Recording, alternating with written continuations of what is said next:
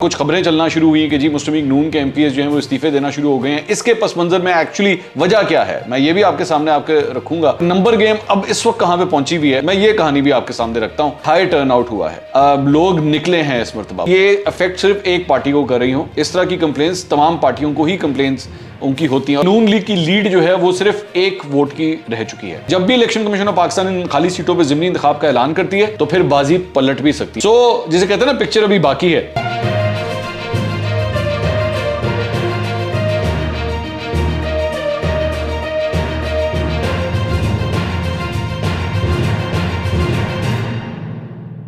السلام علیکم ناظرین, میں ہوں منصور علی خان. اپنے یوٹیوب چینل کے اوپر آپ کو خوش آمدید کہوں گا. سب سے پہلے آپ سے درخواست کے چینل کو سبسکرائب کرنا مت بھولیے گا اور بیل آئیکن ضرور پریس کیجیے گا. ناظرین, وہ دن آ گیا جس کا انتظار تھا. 20 مختلف حلقوں میں پنجاب میں جو ہے وہ مارکہ اس وقت جاری ہے, اور جب یہ میں ویلاگ ریکارڈ کر رہا ہوں تو اس وقت پولنگ کا عمل ابھی بھی جاری ہے. مختلف جو واقعات پیش آئے ہیں کچھ اس سلسلے میں بھی آپ کو اپڈیٹ کرتے ہیں کہ پس منظر میں ایکچولی کیا ہوتا رہا ہے, کچھ وہ بھی شیئر کریں گے. اس کے علاوہ کل سے جو ہے وہ ایک استعفوں کا سلسلہ جو ہے وہ شروع ہوا, اور کچھ خبریں چلنا شروع ہوئی کہ جی مسلم لیگ نون کے ایم پی ایس جو ہیں وہ استعفے دینا شروع ہو گئے ہیں. اس کے پس منظر میں ایکچولی وجہ کیا ہے میں یہ بھی آپ کے سامنے آپ کے رکھوں گا. اور نمبر گیم اب اس وقت کہاں پہ پہنچی ہوئی ہے میں یہ کہانی بھی آپ کے سامنے رکھتا ہوں. لیکن اس سے پہلے ذرا جلدی سے جو پولنگ کا عمل ہے ذرا اس کے اوپر سب سے پہلے بات کرتے ہیں. مجھے جو مختلف شہروں سے اور مختلف حلقوں سے جو فیڈ بیک آیا ہے وہ سب سے اچھی بات جو آئی ہے وہ یہ ہے کہ ہائی ٹرن آؤٹ ہوا ہے. لوگ نکلے ہیں اس مرتبہ. بلکہ چند حلقوں سے تو ایسی بھی خبریں آئیں کہ جناب 2018 کے الیکشن میں ایسے لوگ نہیں نکلے جو اس مرتبہ لوگ ضمنی انتخاب کے لیے نکل رہے ہیں. ایک بات. دوسری بات یہ کہ موسم بڑا سپورٹیو ہے. مطلب آپ جولائی کے اندر کھڑے ہوئے ہیں, ظاہری بات ہے بارشوں کا بھی ڈر ہوتا ہے, لیکن بارشوں کی وجہ سے کہیں پہ بھی پولنگ کا عمل جو ہے وہ نہیں رکا. جتنے بھی حلقے ابھی تک کم سے کم جو میرے پاس رپورٹس آئی ہیں وہاں پہ کلیئرٹی ہے, وہاں پہ کوئی ایسے ایشوز نہیں آئے. تیسری بات یہ کہ چند مطلب جگہوں کے اوپر کچھ ایشوز آئے. مطلب چند جگہوں پہ کچھ لوگوں نے کہا کہ جی ہمارے ووٹس جو ہیں وہ یہاں پہ ہیں ہی نہیں, اور ہم نے تو 8300 کے اوپر کنفرم کیا تھا ہمارا ووٹ یہیں پہ ہے, لیکن اب ہمارا ووٹ نہیں ہے. لیکن یہ کوئی بہت وائڈ سکیل قسم کی کمپلین نہیں ہے. ہیں چند کمپلینس, چھوٹی کمپلینس ہیں, زیادہ بڑی نہیں ہیں. لیکن آبویسلی جب اس طرح کی چھوٹی کمپلینس ہو تو ضروری نہیں ہے کہ یہ افیکٹ صرف ایک پارٹی کو کر رہی ہوں. اس طرح کی کمپلینس تمام پارٹیوں کو ہی کمپلینس ان کی ہوتی ہیں, اور خاص طور پہ ایسا الیکشن جو بالکل نیک ٹو نیک چل رہا ہو, جس میں ایکچولی یہ پریڈکٹ کرنا مشکل ہو کہ جناب کون جیتے گا, تو وہاں پہ جا کے آخر میں جا کے یہ ایک دو تین چار ووٹ بھی بڑے کاؤنٹ کرتے ہیں. ایسا بھی ہو سکتا ہے. سو اس لیے we will still have to wait and see کہ یہ آگے چلتا کس طرح ہے. البتہ ایک چیز جو میں شیئر کرنا چاہوں گا وہ فواد چودھری صاحب نے ایکچولی یہ آج 11:15 بجے یہ ایک ٹویٹ کی. اب ان کی ٹویٹ یہ میری نظر میں بہت امپورٹنٹ ہے. انہوں نے کہا کہ جی پولنگ انتہائی اچھے ماحول میں جاری ہے, چھوٹی موٹی شکایات ہیں لیکن بظاہر ماحول خوشگوار ہے, موسم بھی ابھی تک ساتھ دے رہا ہے, جن لوگوں کا ووٹ ہے فوراً پولنگ پر پہنچے اور فرض ادا کریں. تو میں نے ایگزیکٹلی جو ابھی آپ کے سامنے جو پوائنٹس میں نے ریز کیے تھے, فواد چودھری صاحب نے بھی وہی کہا کہ اوور آل جو ہے وہ کم از کم ایک اچھا ماحول ہے, اور کم از کم پی ٹی آئی کے ایک رہنما کی جانب سے اس قسم کی اسٹیٹمنٹ آنا بہت امپورٹنٹ ہے. لیکن یہ پی ٹی آئی کی صرف ایک رہنما کی اسٹیٹمنٹ ہے. اس کے علاوہ جو رہنما ہیں ان کی جانب سے کچھ کمپلینس آئی ہیں, میں اس کو بھی ایک ایک کر کے ڈسکس کرتا ہوں.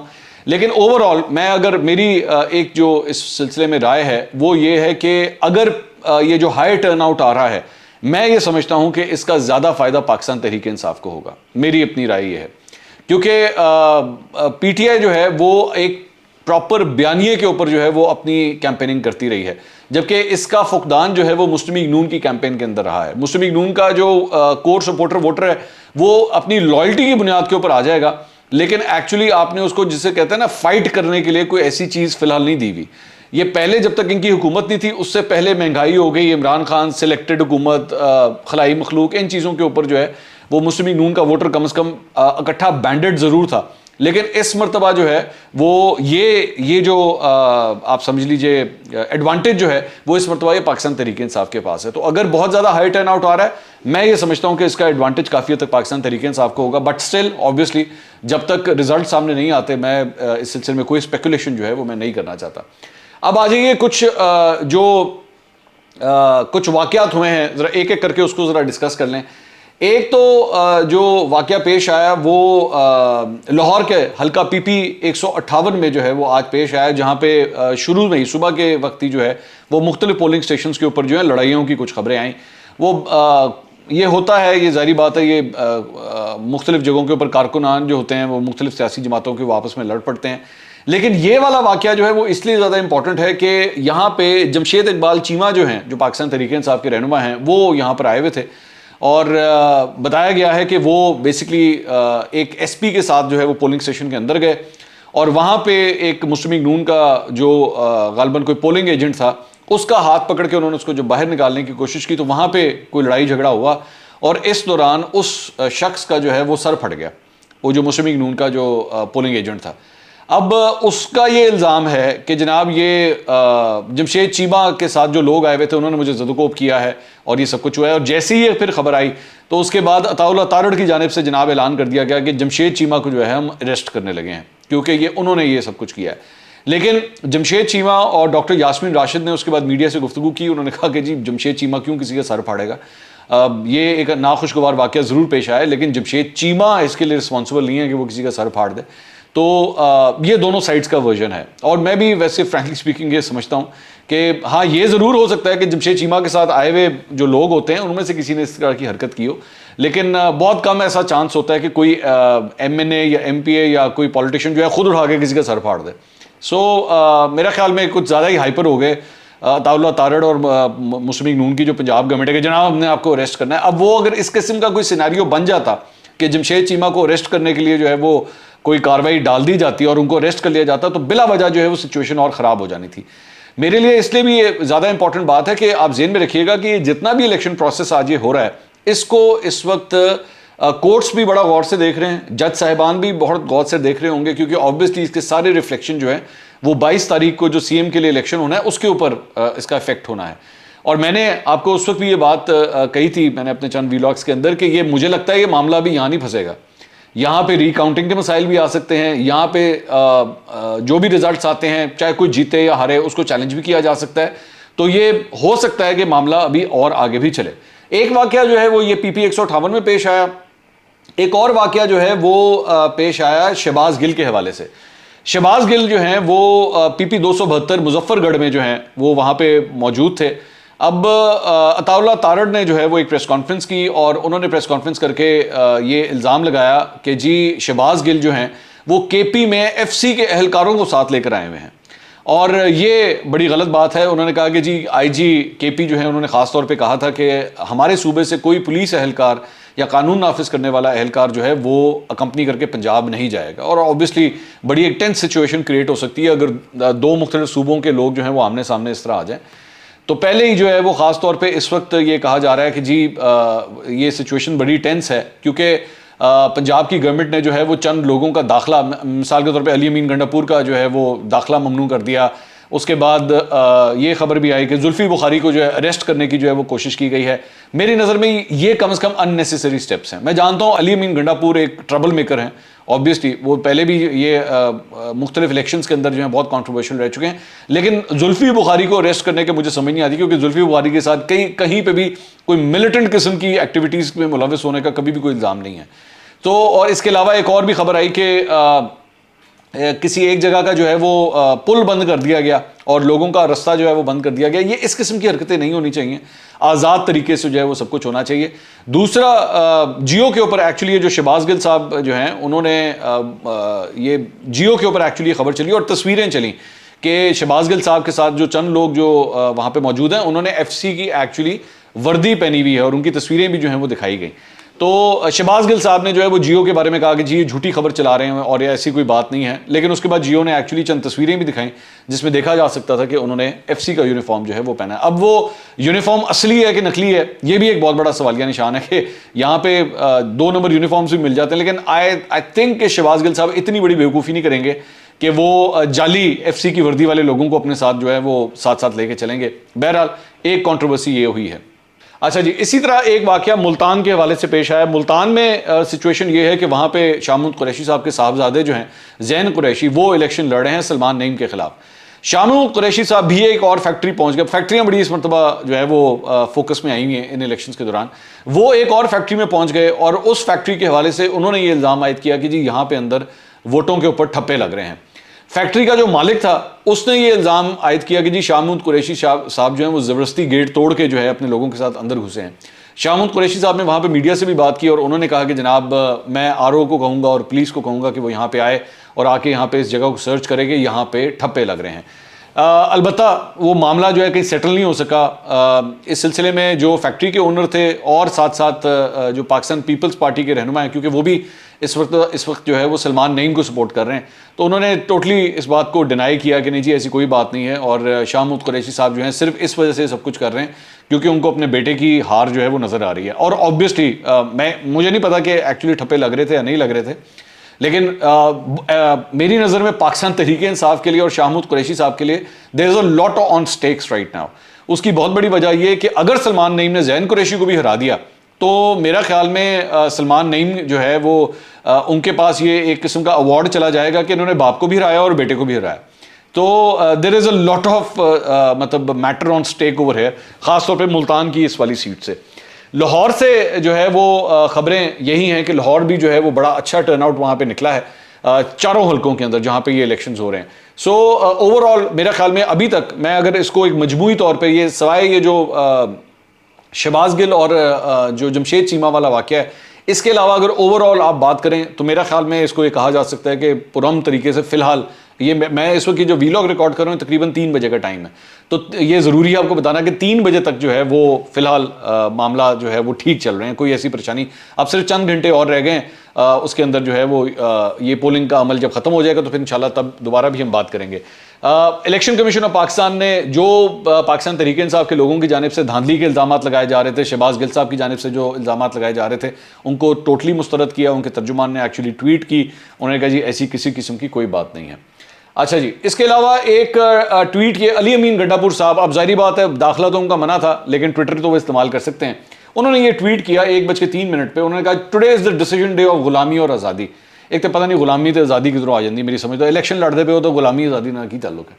And it's in the hands of 20 constituencies people. اچھا انگلش بھی غلط ہے, خیر. One man Imran Khan fighting for Pakistan against all corrupt political parties. 25 sold out media channels. مطلب 25 میڈیا چینل جو ہیں وہ بک چکے ہیں.